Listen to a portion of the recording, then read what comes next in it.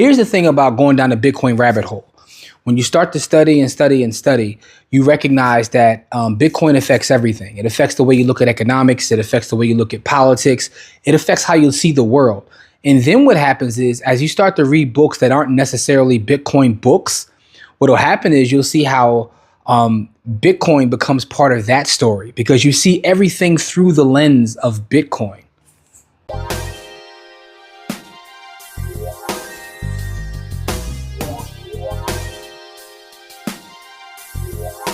What's up, everybody? Welcome to Stack Sats or Die Trying. This is the Bitcoin only show brought to you by the Black Wealth Rebels and by the Hood.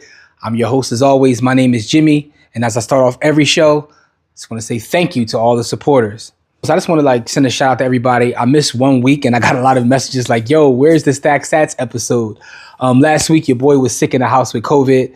You know what I'm saying? I'm good now, though. You know what I'm saying? I got it all together. You know what I mean? Your boy got it all together. So I'm cool. You know, took a week to relax. You know what I mean? Vitamin C, sea moss, you know what I mean? All the Dr. Sebi remedies.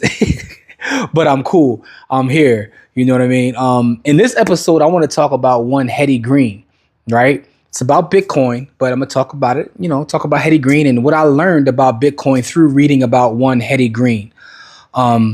Let me give you guys a little bit of backstory. So I was reading a book recently, and the book was called The Richest Woman in America, which was about Hetty Green. And I know a lot of people may not know who Hetty Green is. So let me give you the background on Hetty Green, and then I'll go into what I learned about Bitcoin through Hetty Green, right? So Hetty Green, who was born in 1834 and passed in 1916, she was known as the Witch of Wall Street. She was a pioneering American businesswoman and one of the wealthiest women of her time.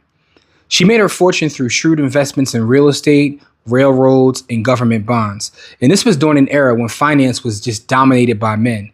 She was renowned for her frugality and sharp financial acumen.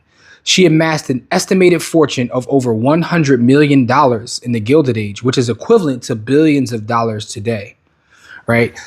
So real quick, the thing about Hetty Green is this. I heard about Hetty Green literally when I was a pup years ago. And someone was talking about who was a person who was considered the cheapest person to ever exist. And I said, how does one say who's the cheapest person to ever exist? And what they told me was she made the Guinness Book of World Records for being cheap. All right. So I went and looked it up, went to the library. I mean, I'm ancient, y'all. I used to have to actually go to the library. I couldn't just do my Googles. But I went to the library so I could do the knowledge. Do the knowledge, nigga. You know what I mean? Oh, by the way, I got to chill on some of these memes and stuff. Right now, our YouTube channel is actually demonetized because I got a couple strikes from folks because I be putting the crazy memes within the video. You know what I'm saying? Jaheim tried to send me a John for his song and, a couple other folks, man. So I ain't just taking shots at Jaheim, but, TD Jakes. I used a couple memes, man, and they was feeling some way. Anyway, I digress. Getting back to Hetty Green. So when I first heard about Hetty Green, it was through the lens of someone just being frugal, being extremely cheap, and actually being the cheapest person to ever exist. That's how I heard about her. I didn't know anything about her genius, about, her skills, her knowledge, the things that she did in her time. I knew nothing about that. And I recently figured that out through reading. There's a couple books on Hetty Green. The one that I read was called The Richest Woman in America. Very powerful book. It's on Audible as well as, the physical book and Kindle. And it's just a phenomenal story. I learned a whole lot. But obviously, guys, I'm a Bitcoiner. I look at everything through the lens of Bitcoin. So I did learn a little bit about my journey and how I see Bitcoin through reading this book about Hetty Green. But anyway, just a little bit more information about Hetty Green, though. So the thing that makes Hetty Green significant is the fact that she broke barriers for women in finance and demonstrated that one could achieve extraordinary success in a male-dominated industry through strategic thinking and discipline. Despite her wealth, her extreme thriftiness and eccentric lifestyle became part of her legend, and it symbolized both the opportunities as well as challenges faced by women in business during the Gilded Age. Now, that part is significant to me because as I read the book and I'm hearing about some of the things that she wrote and some of the things that she said, her advice and some of the things she said is no different than when I'm reading a book or writings from one Warren Buffett, from Charlie Munger, from a lot of the great finance minds of today, specifically Warren Buffett, though, because a lot of the things that I hear him say, she already said. She said, years ago, you know what I'm saying? Literally almost 100 years ago. But the difference is how she was looked at versus how he was looked at. Not trying to get on those simp stuff, but like it goes to and I hate this word. It sounds very buzzwordy and which I like to call woke, but have a whole opinion of the idea of how woke is being used, but I digress. It goes to show how women were treated in that time, because she was considered eccentric and a cheapskate, but he says some of these same things about not being wasteful, about looking at the value of money and the value of your dollar. And no one has ever considered this guy to be the way she was considered. In fact, we hold him in high regard, treat him as a legend. A lot of people follow some of the words he said. She said this already. A lot of the things that I hear Buffett say, she said already in terms of business and finance. So I found that to be interesting because my perspective on who she is and what she did changed from reading the text. Before the text, I thought she was just some eccentric lady that they called the witch because she was evil and just a complete cheapskate. Now I'm like, yo, she was really her. She was ahead of her time. And, but one of the things that I learned from Hetty Green is the fact that everyone looked at her like that. It kind of doesn't even matter because she could care less. She can absolutely care less. One of the things that it was talked about within the book, and I think everybody should read this book. If you're watching this as a book recommendation, I'm saying I do not give financial recommendations, but I will give you a book recommendation. So go check out the book, Hetty Green, The Richest Woman in America. But one of the things that she was taught from her family, and specifically her father and grandfather were the ones who trained her, was that her job was to be a steward of the wealth for the next generation. They were going to build wealth and leave it upon her to build for the next generation. And her job was literally to be a steward of the family capital. That was told for her. That was told to her. And it was interesting because her father wanted a son, didn't get a son, had a daughter. And because of that, he really wasn't, for lack of a better term, he wasn't feeling having a daughter. So he didn't really pour into her originally. And she went to stay with her grandfather. And her grandfather saw something in her, started to train her up. So she comes from a line of entrepreneurs in a wealthy family, a family that already was building wealth. They were working in the whale business before the whale business was revolutionized in terms of energy from the Rockefellers. People that worked in the whale business had a lot of capital because that's where a lot of oil came from, whale oil. So her family came from that business. And there's even some lessons in there about that as well. Her father knew when to pivot from that business and to go into other businesses when he saw that his business was being revolutionized. But getting back to that, her grandfather started to train her up because he saw something in her. And that was one of the lessons that I learned right there. So here's a lesson that I learned about Bitcoin. The great thing about Bitcoin is that it does have the rabbit hole that allows you to consistently and constantly study. Her grandfather would read about finance all the time. And because he wasn't good, his eyesight was failing him a little bit as he got up there. He would have her read the paper to him, the paper about business, current events, about what's going on in the equities market. She would read these things to him. And as she would read these things to him, she would then ask questions. He would answer questions, and he began training her just from them working together. And it's funny, right? Because I have two nephews who are, obviously they're younger than me. They're my nephews. I shouldn't say that because, I've seen some wild stuff in my time. But the thing about my nephews is this. I'm right now working on trying to figure out how to train them or prepare them for whatever it is that I leave the next generation. So one of the things I did is, and this is after reading the Hetty Green book, I was inspired. I says, okay, I got to make sure that not only am I going down a rabbit hole consistently studying, but I'm sharing that information with those that will be stewards of whatever I leave. I'm a steward now. The next stewards, I have to prepare them. Let me share this with you guys. So this is what I'm doing right now. I got a book, right? And that book is this. It's called How Money Works. And the reason I chose this book is because this book has a lot of visualizations. It's a textbook. You can see, the size of said book. And I'll show you. I got 3 of them. Because guess what we're going to do? Me and the family are going to read this. We're going to have meetings and we're going to talk about this once a month. We're going to meet. I'm going to create quizzes. I'm taking it that serious. And I'm taking it that serious because I learned from Hetty Green that you got to be a steward, but you can't just be a steward by giving folks money and saying, go ahead. You have to train them. She was trained, and then it was her job to train her sons. And that was, to keep going on and on. her father started to see the potential in her as well and started to give her game. Now, the thing about it is, it was still an environment that was sexist. So when her father passed away, he left her resources, right? But he left someone in charge of the resources in trust to her. So all she had was the income that was generated from the actual assets her father left. She didn't have access to the assets, but it didn't matter, because what was more important wasn't the money he gave her, but it was the training that she got from her father and her grandfather. In fact, her father was so shrewd. His nickname was like Black Hawk Robinson. They called him Black Hawk because he kept an eye on literally everything. And that's one of the things that he trained Hetty about, which was to get the most value out of your money and keep an eye on the small things.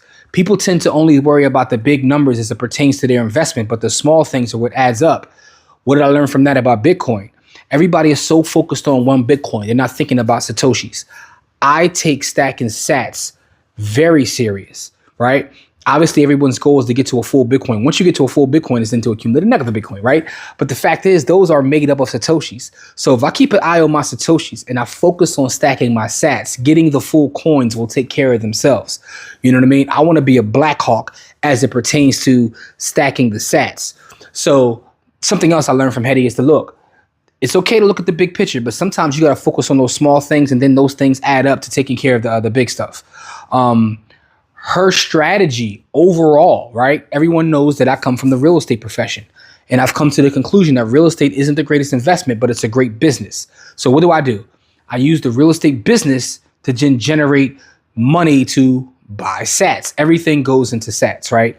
Hetty Green's business philosophy was very simple. She said, keep a profitable business, take those profits, avoid debt and margin, and then invest those profits and let those profits grow, right? So I look at real estate as a way for me to create profits, take those profits, right?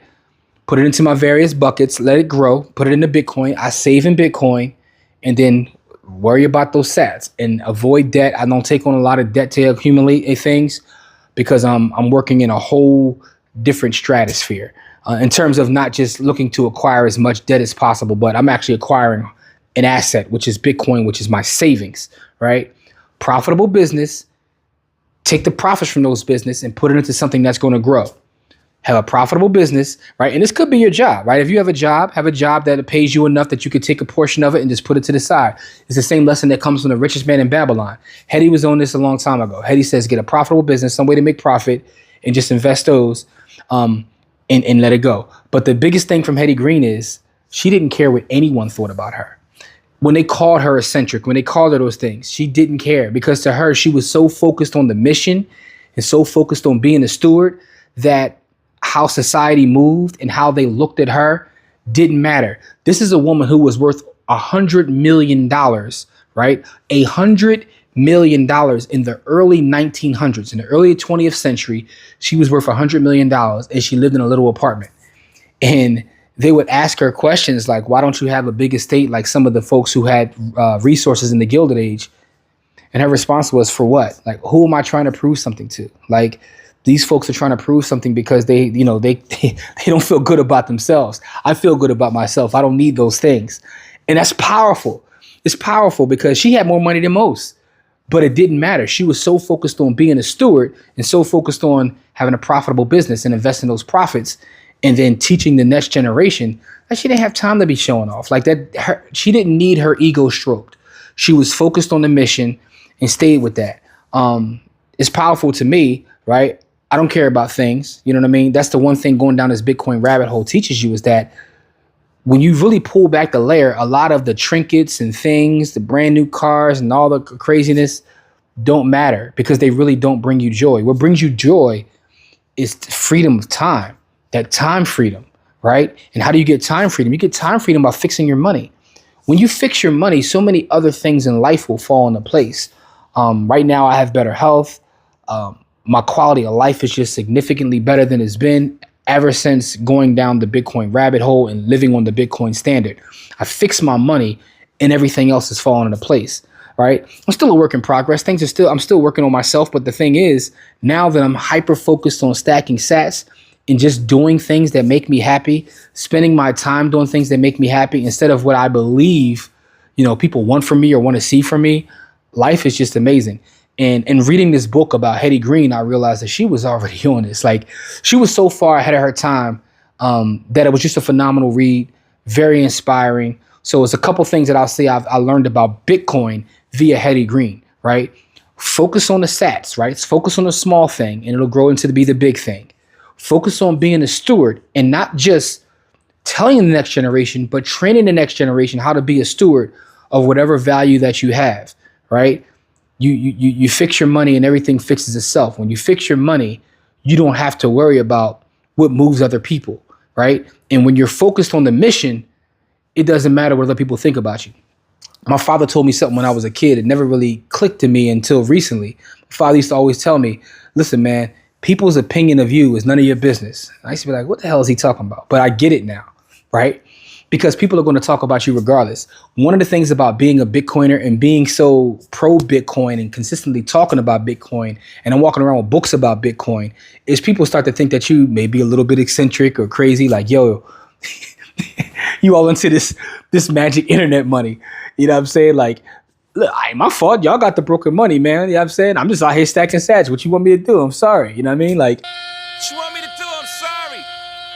But people will start to look at you different. But when you're focused on the mission and you're winning, right? And that's the other part. She was winning this whole time. So people could talk all they want to talk, but she was so powerful in terms of the finance space that she literally bailed out New York City by herself, right? She did the whole job, right, of the Federal Reserve. She was doing that out her pocket. Like, she was a beast, yo. She was really a beast. And I learned a lot, about just focusing on your job, teaching the next generation, worry about the small thing, the sat. So that's what I learned about Bitcoin. I learned a lot about Bitcoin through Hetty Green because, again, that's the lens that I see everything through, which is the Bitcoin lens. But there's a lot of life lessons, Bitcoin lessons, and everything in this book. So I do want to recommend this book for my Bitcoiners and for my non-Bitcoiners. It's a great book, great read. And it gives you the perspective of how everything you see in pop culture and media, it's a lot deeper than that, right? It's a lot deeper than that. I believe that if Hetty Green was a man, she would be revered and looked at the same way that we look at DuPont, Rockefeller. You know what I'm saying? All the white males that we see who get hoisted up and held as captains of industry. She had more than some of them. But the fact of the matter is, I also believe that Hetty Green doesn't care. If she was here, she wouldn't care that she didn't get the accolades, right? So that's something else to learn about her. Those things don't matter. Facts still do matter, even in 2025. And she had time freedom and she did what she wanted to do. She lived life a certain way. This is a woman who will walk around.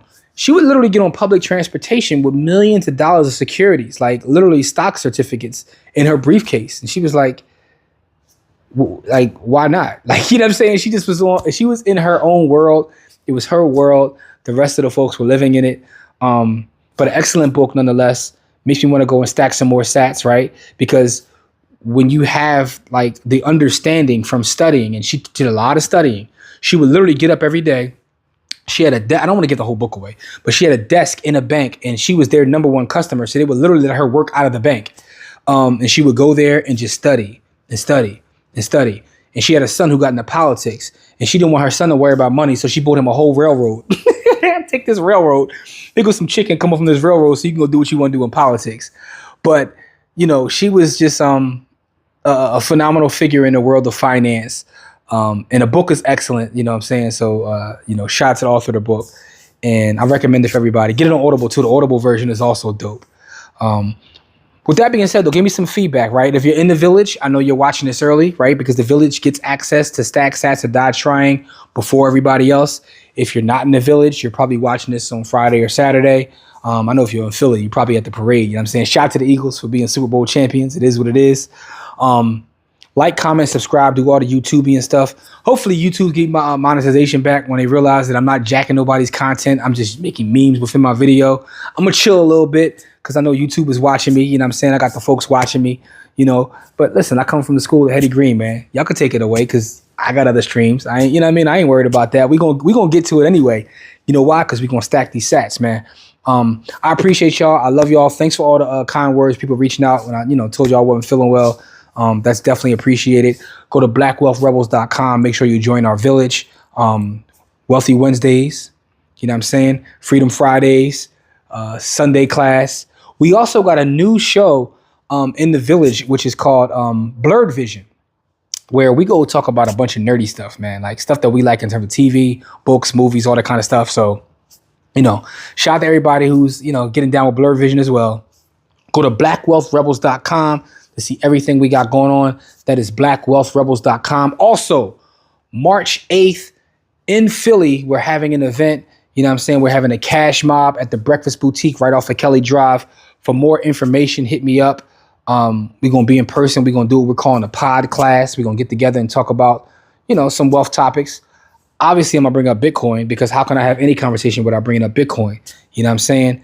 And last but not least, say on every episode, man, you know what we got to do out here, man. We got to stack sats or die trying. Peace.